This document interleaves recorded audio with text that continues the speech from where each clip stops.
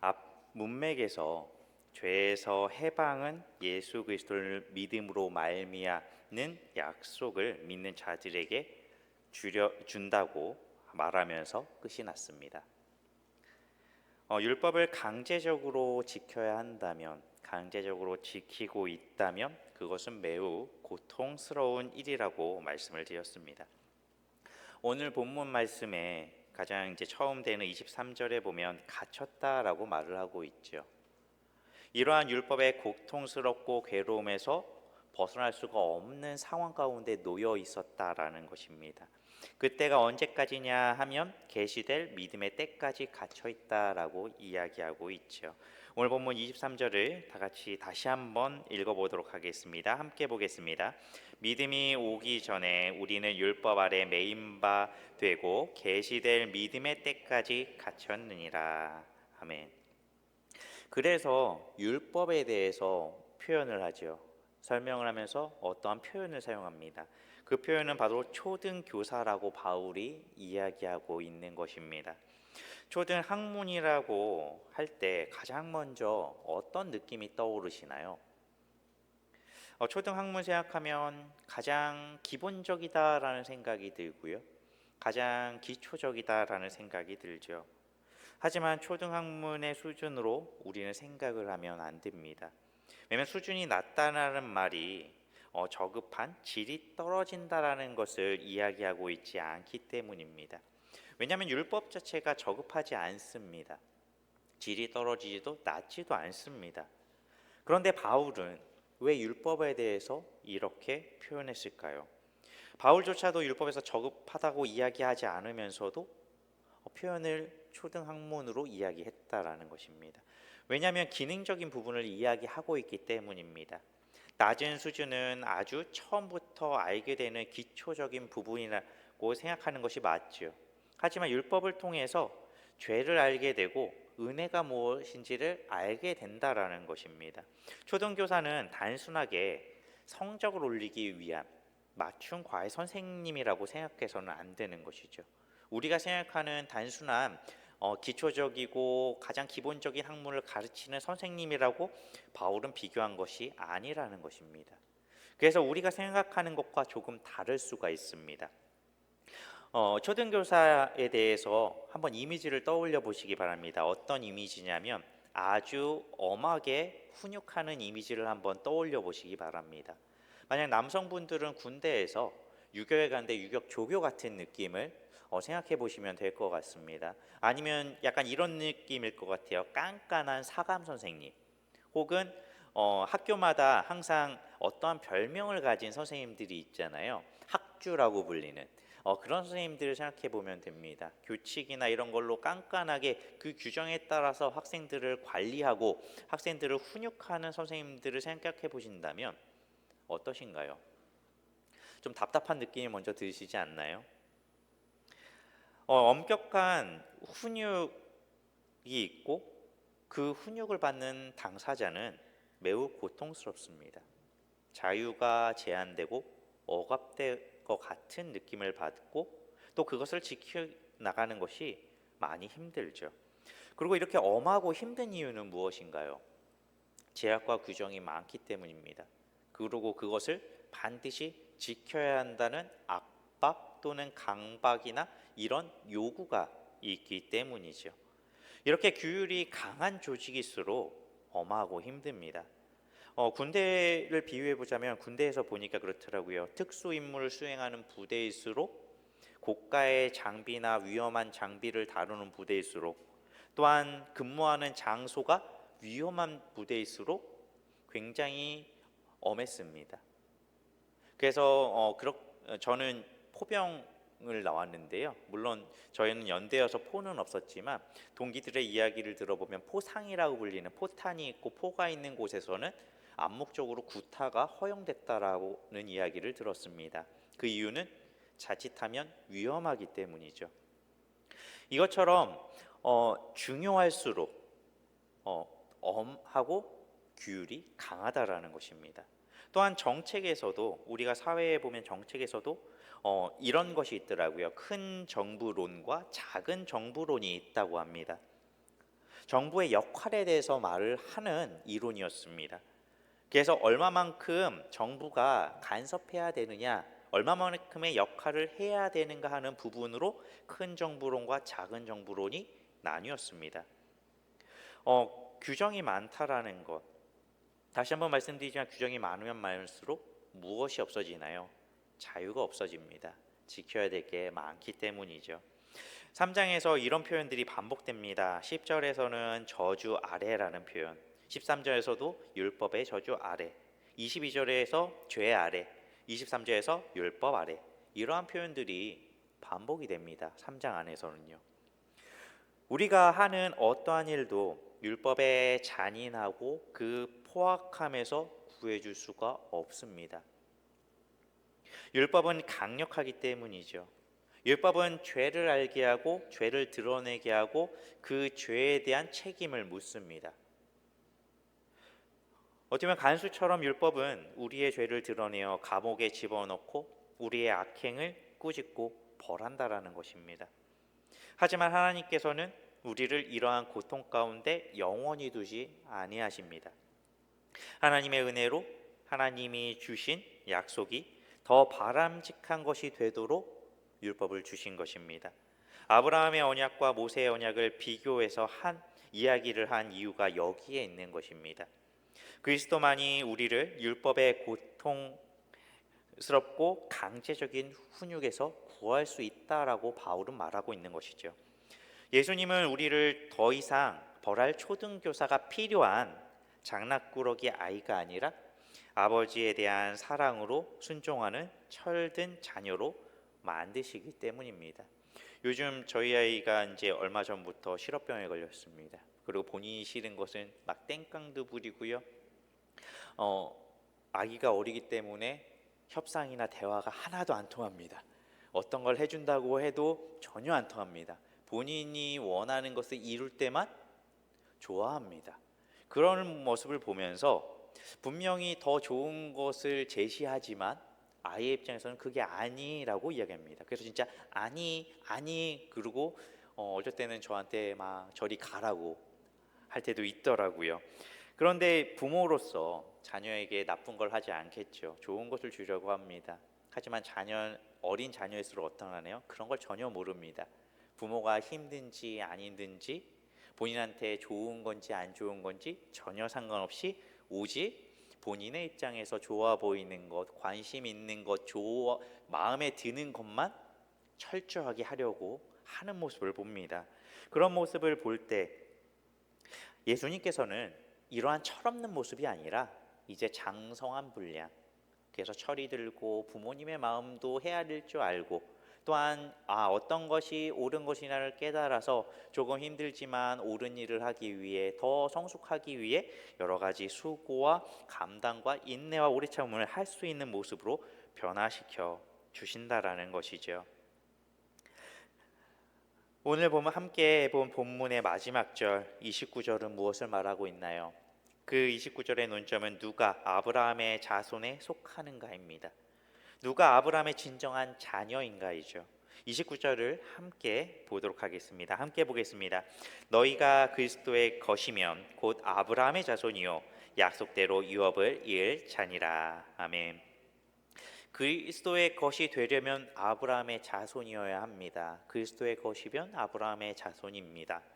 아브라함의 자손은 유업을 잇게 되는 자들이라고 분명하게 이야기하고 있습니다. 그렇다면 아브라함의 자손은 누구인가요? 그리스도의 것이라는 것은 무엇일까요? 바로 예수님을 믿고 구원받은 자입니다. 진정한 의미에서 세례를 받은 자죠. 공간복음인 마태복음, 누가복음에 똑같이 기록하는 부분이 있습니다. 예수님께서 성령과 불로 세례를 베푸실 것이라고 이야기를 합니다. 마태복음 3장 11절에 이렇게 기록하고 있습니다. 나는 너희로 회개하게 하기 위하여 물로 세례를 베풀거니와 내 뒤에 오시는 이는 나보다 능력이 많으시니 나는 그의 신을 들기도 감당하지 못하겠노라. 그는 성령과 불로 너희에게 세례를 베푸실 것이요. 누가복음 3장 16절에도 동일하게 이야기합니다. 요한이 모든 사람에게 대답하여 이르되 나는 물로 너희에게 세례를 베풀거니와 나보다 능력이 많으신 이가 오시나니 나는 그의 신 말끈을 풀기도 감당하지 못하겠노라. 그는 성령과 불로 너희에게 세례를 베푸실 것이요. 동일하게 이야기합니다. 세례 요한이 예수님을 예비하면서 말한 것이죠. 내 뒤에 오실 그 분을 소개하면서 말하고 있습니다. 성령과 불로 세례를 베푸실 분이라는 것이죠. 아브라함의 자손이기 위해서 27절에서 그리스도와 합하기 위해서 세례를 이야기하는 것입니다. 누구든지 그리스도와 합하기 위하여 세례를 받은 자는 그리스도로 옷 입었느니라. 세례를 받은 사람은 무엇을 입었다고 하나요? 그리스도의 옷을 입었다라고 합니다. 그리스도의 옷을 입는다는 것, 새 사람을 입으라라는 말씀을 잘 들어보셨을 것입니다. 당시의 세례는 침례를 했습니다. 머리끝까지 잠기는 것이죠. 저희는 상징적으로 어떻게 보면 물 상징적으로 하지만 당시에는 침례를 했습니다. 그럼 그 세례의 의미는 어떻게 될까요? 가장 먼저는 죽었다 살아남을 이야기합니다. 물속에 잠김으로 죽었다 이야기하죠. 또한 더러움이 씻겼다라는 것을 나타냅니다. 그러면서도 이러한 잠기는 모습을 한번 제가 말씀드린 대로 상상해 보시기 바랍니다. 강이나 물이 담긴 큰 통이든 혹은 바다나 수영장이든 그 넓은 물을 예수님이라고 한번 생각해 보시기 바랍니다. 그리고 그 안으로 들어가는 것을 상상해 보시면 어떨까요? 우리는 그리스도 안으로 들어가는 것이고 그 그리스도의 가득함에 머리끝까지 잠긴다라고 한번 생각해 보십시오. 우리 머리끝부터 발끝까지 하나도 빈틈없이 철저하게 그리스도 안에 잠긴다면 어떻게 될까요? 어떻게 보면 이러한 모습이 바로 그리스도를 옷 입는다는 모습입니다. 예수 그리스도를 통해서 정말 철저하게 머리끝부터 발끝까지 깨끗이 씻기는, 그리고 예수님 안에 거하게 되는, 바로 예수님과의 연합을 이야기하는 것입니다. 그래서 창세기부터 가지옷을 시작으로 요한계시록에는 두루마기와 세마포로 옷에 대한 비유가 나오는 것입니다. 여기서의 핵심은 거룩입니다. 거룩해진다라는 것이죠. 거룩은 분리 다름을 이야기합니다. 다 따로 떼어놓고 이것은 이제 다른 것이다라고 이야기한다라는 것이죠. 다른 것과 다르게 분리하셨다라는 것입니다. 이제는 저것과 다르다라는 것입니다. 옛사람의 모습과 지금 새 사람의 모습이 다르다라는 것이죠. 믿기 전의 모습과 믿은 후의 모습이 다르다라는 것입니다. 그러니까 하나님과 상관없던 자에서 하나님의 자녀라는 신분으로 다르다라는 것입니다. 그렇기 때문에 창조를 6일 동안 하고 그 7일째 되는 7일날, 일곱째 날은 어떨까요? 앞선 날들과 혹은 그 다음 날들과 다르게 번쩍번쩍거리고 뭔가 휘황찬란하다라는 것일까요? 일을 하지 않는다라는 것이 다르다라고 하는데 정말로 무엇이 다를까요? 왜냐하면 하나님께서 그 7일을 복되게 하셨습니다. 그 날 자체를 복되게 하셨습니다. 어떻게 보면 언어적으로는 문법적으로는 맞지 않는 표현입니다.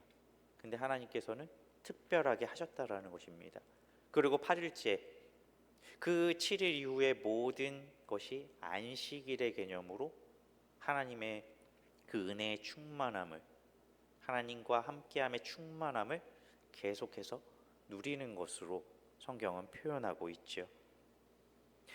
하나님께서 자신의 백성을 분리해서 다르다라고 선언하셨습니다. 이 선언이 중요한 것입니다.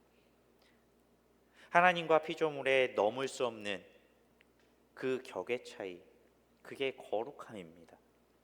그러면서도 거룩은 하나님의 강력하고 절대적인 속성입니다. 거룩함의 반대말은 무엇일까요? 성경에서 말하는 거룩함의 반대는 무엇일까요? 바로 부정함입니다. 부정이죠. 부정한 거의 대표가 무엇인가요? 바로 죄입니다. 죄는 부정합니다. 죄로 인해서 오염되었다라는 말을 많이 들으셨을 겁니다.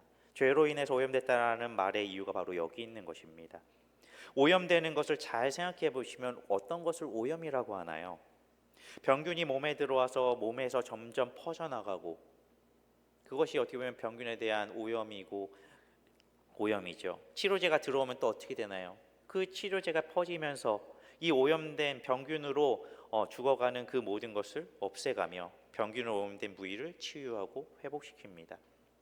성경에서 율법으로 부정해진다라는 것이 여기 있죠. 부정한 것을 만졌을 때 같이 부정해집니다. 반대로 정해지려면 어떻게 해야 되나요? 씻겨야 하고 깨뜨려야 하고 태워야 합니다. 정결하게 하는 정결 의식을 율법상으로 정해놓고 그것대로 진행이 되고 드려져야 정하다라고 다시 인정받게 됩니다. 부정함이 정결 의식으로 정결해진다면 정결 의식이 부정함보다 더욱더 강력한 것이죠.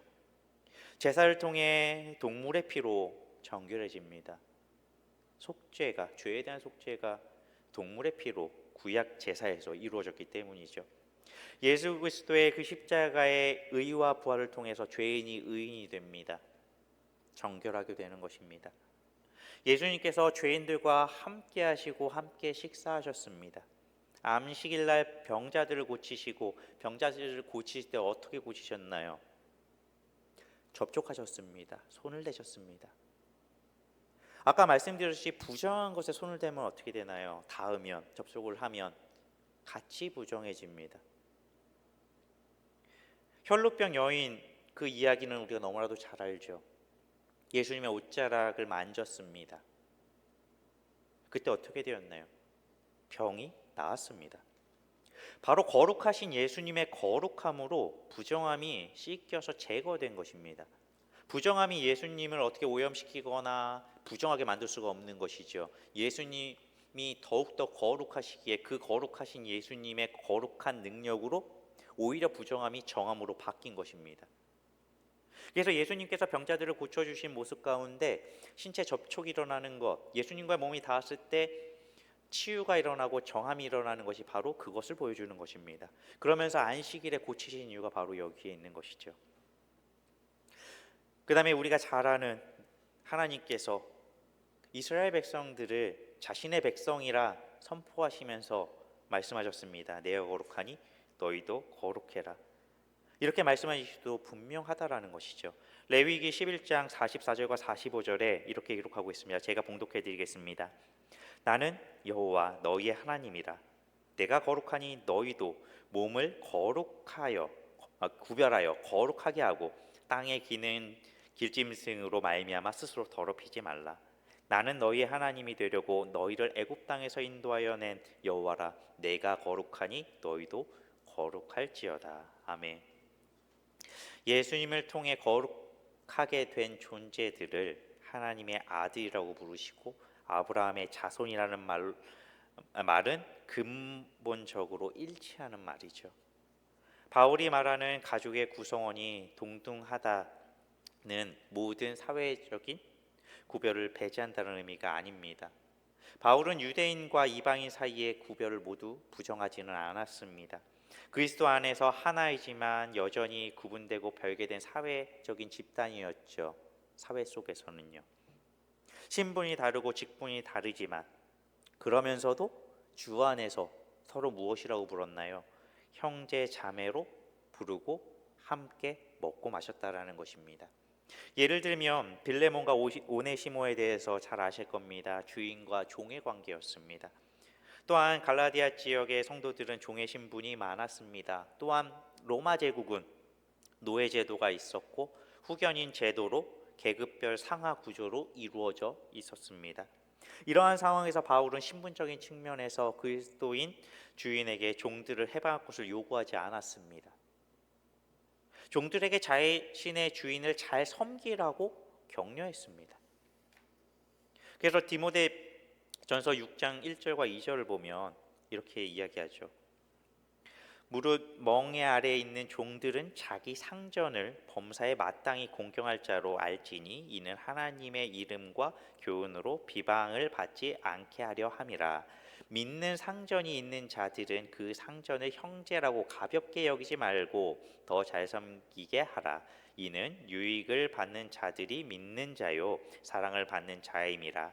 너는 이것들을 가르치고 권하라. 디모데에게 바울이 이야기한 것입니다. 노예제도 철폐를 촉구하고 그것을 주장하는 것이 아니라 보다 신자들에게 자신의 주인을 위해 일하듯이 그리스도를 섬기도록 격려하고 주인들에게 자신의 종을 공정하게 대우하라고 권면했다라는 것입니다. 종들은 가능하면 자유를 얻어야 하지만 바울은 사람이 자유인지 아닌지에 크게 초점을 두고 있지 않은 것이죠. 왜냐하면 그의 관심은 사람이 어떤 사회적 상황에 있든지 하나님 앞에서 자신의 소명을 성취하는 것에 더 초점을 두었다라는 것입니다. 왜냐하면 우리의 환경은 언제라도 바뀔 수가 있습니다. 과거 2000년 전의 시대상과 1000년 전의 시대상과 지금 우리의 시대상이 같은가요? 다르다라는 것입니다. 또한 지금 우리의 시대상만 해도 나라나 지역에 따라서 그 모습들이 다릅니다. 하지만 아무리 상황이 달라도 변하지 않는 것이 있죠. 우리의 본질은 변하지 않는다라는 것입니다. 죄의 본질은 변하지 않고요. 그 다음에 우리의 본질은 변하지 않는다라는 것이죠. 하나님의 자녀의 믿음은 1000년 전이나 2000년 전이나 3000년 전이나 동일합니다. 바뀐 것은 우리의 현실적인 상황만 조금 바뀌었을 뿐인 것이죠. 우리는 집에서 동등하다고 해도 집에서 부모와 자녀가 동등하지는 않습니다. 예수님을 믿으니까 이제 동등하게 말도 막 하고 아무렇게나 해도 되나요? 아니라는 것이죠. 예수님을 믿으면 자신의 위치에 맞게 본분에 맞는 행동을 해야 되고 그것을 맞게 행동을 해야 됩니다. 예수 그리스도의 옷을 입었기 때문에 거룩합니다. 거룩하기에 구별되었기에 그 다름이 율법을 지킴으로 표현을 되는 것이죠. 율법을 지킴으로 구원받거나 거룩해지는 게 아니라는 것입니다. 이제는요. 예수님으로부터 거룩해지고 예수님으로부터 변화되었기 때문에 그 초청과 관점이 우리에게 적용되는 것이 전혀 달라진다라는 것입니다. 그리스도의 믿음이 사람을 하나님의 백성이 되게 적합하게 만든다라는 것을 강조하고 있습니다. 그리스도 안에서 우리는 어떤 존재인가요? 그리스도의 옷을 입었다라는 것은 남자아이가 성인식을 할 때 입는 옷으로 해석하기도 합니다. 앞서서 말씀드렸듯이 그리스도를 통해서 훈육이 필요한 장난꾸러기 어린아이가 이제는 철이 든 성인으로 변화했다라는 것으로 우리는 생각해 볼 수 있다라는 것입니다. 그리스도와 연합되면 우리는 그리스도 안에서 하나님의 자녀입니다. 하나님께서 그리스도 안에서 우리를 받으시고 용서해 주셨습니다. 더 이상 하나님을 무서워하거나 두려워하지 않아도 됩니다. 지금 이 자리에 어떻게 나오셨나요? 두려움이 나오셨나요? 그렇지 않으시죠? 하나님 앞에 기도할 때 두려우신가요? 그렇지 않죠. 심지어 우리의 잘못을 깨달아도 하나님 앞에 나올 수 있습니다. 하나님 앞에 용서를 구하죠. 왜 그러신가요? 하나님께서 우리의 아버지로서 우리를 사랑하시고 우리의 그 회개를 들으시고 용서하신다라는 믿음이 있기 때문입니다. 단순히 우리를 훈계하고 치리하고 징계하시는 분이 하나님이 아니시라는 거죠. 하나님의 사랑을 알기에 우리에게 유익한 정말 우리가 바른 길로 갈 길을 인도해 주신다는 걸 알기에 하나님 앞에 어떠한 상황 가운데서 나올 수 있는 것입니다. 가장 힘들 때, 어려울 때, 고통스러울 때, 문제가 생겼을 때 하나님 앞에 구할 수 있는 이유, 도움을 구하는 이유 동일하죠. 하나님의 자녀의 직위와 특권을 우리는 누려야 하고 누리고 있습니다. 우리는 하나님의 자녀로서 깊은 애정으로 하나님을 사랑해야 합니다. 바울은 신자들이 아브라함의 유일하고도 진정한 자손이신 예수 그리스도의 연합 때문에 하나님의 자녀라고 가르치고 있는 것입니다. 그들이 율법을 지킴으로써가 아니라 그리스도 안에 연합됨으로 하나님의 자녀라는 사실을 강조하고 가르치고 있는 것입니다. 그리스도와의 연합하여 우리는 소속이 바뀝니다. 무소속이라는 것이 무엇인가요? 우리는 무소속처럼 방향이나 목적도 없고 보호도 없고 어찌 보면 집도 절도 없는 녹자 같지 않고 이제 하나님 나라의 소속이 되었다라는 것입니다. 그리스도와의 연합은 회심이 우리가 내가 속한 곳이 있도록 그 방향을 회심제 바꾸는 것입니다. 나를 하나님께 사람에게 또한 관련지어 주는 것입니다. 나는 누구인가에 대한 핵심 질문에 답을 주는 것이죠. 그리스도 안에서 나는 하나님의 자녀입니다라는 답을 주는 것입니다. 그리스도 안에서 나는 과거, 현재, 미래의 하나님의 모든 구속받은 백성들과 연합됩니다. 연결이 되어 있는 것이죠. 그리스도 안에서 나의 정체성이 온전하게 발견되는 것입니다. 그리스도 안에서 이제 제 몫을 할 수 있게 되는 것입니다. 그리스도 안에서 마지막으로 진짜 집으로 오게 되는 것이죠. 지금 이 자리에 계신 성도님들께서는 누구십니까? 자신을 무엇이라고 생각하십니까? 우리 모두 하나님의 자녀입니다. 하나님의 자녀로서 무엇을 하셔야 하나요? 하나님이 원하시는 일, 하나님이 기뻐하시는 일, 하나님 마음을 헤아려서 일을 해야 됩니다. 그것은 어떻게 하는 걸까요? 자발적이고 기쁘게 하는 것입니다. 그리고 그 방법은 성경에 기록되어 있습니다. 그리고 그것의 가장 먼저 첫 번째는 무엇이라고 생각하십니까? 바로 예수 그리스도를 믿는 것입니다. 예수 그리스도를 믿는 것이 그 시작이자 전부인 것입니다. 그리고 예수 그리스도를 믿어서 우리가 그리스도의 옷을 입고 하나님의 자녀가 되었을 때, 하나님의 마음을 헤아렸을 때, 그때서야 비로소 율법이 단순히 초등교사처럼 나를 엄하게 훈육하는 것이 아니라 하나님이 원하시는 것이 무엇인가를 알게 하는 지혜를 주는 것입니다. 그 전에는 죄에 대해서 드러내고 죄에 대해서 알겠습니다. 하지만 그 다음은 그 죄를 싫어하시는 하나님에 대해서 알게 하는 것이죠.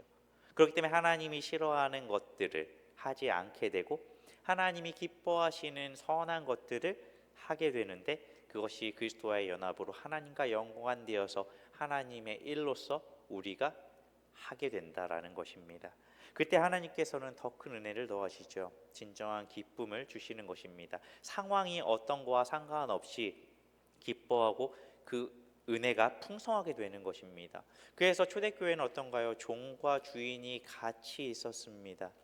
같이 있으면서 서로를 존중하면서 각자의 위치에 맞게 본분에 맞게 최선을 다했다라는 것입니다. 그런 것이 누가 시켜서 이루어진 것이 아니죠. 그 방향이 변화되고 그 정체성이 확실하게 알자 그것은 자발적으로 자연스럽게 변화되었고, 이 바울과 같은 말씀을 전하는 사람들의 그 하나님의 지혜를 배우면 배울수록 변화되어 갔다라는 것입니다. 그렇기 때문에 이 사실을 기억하시며 우리가 예수님을 믿는 그 믿음을 시작으로 정말 우리가 누구인지, 그리고 하나님의 자녀라는 그 귀하고 고귀한 그 신분 가운데 하나님이 우리에게 허락하신 모든 은혜와 복을 누리시는 성도님들이 되시기를 주님의 이름으로 축원드립니다. 기도하겠습니다.